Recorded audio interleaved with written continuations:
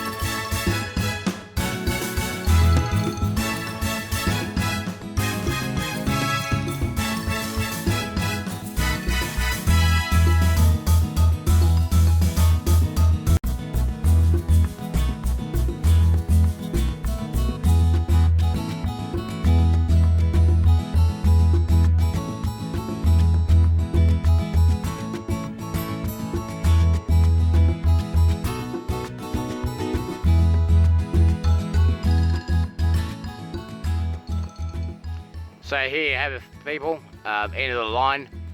This is where we used to come in with the coal trucks.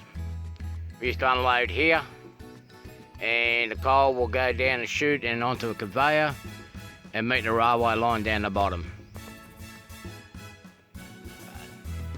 So to continue on with the tour, please join me on the live stream on Saturday night, 8 o'clock. US Eastern Standard Time, or Sunday midday Australian Eastern Standard Time, and I will continue the tour all the way down the mountains, and I will show you why there is no rail system to cart the coal from the mines that I came from down to the bottom. Bye for now.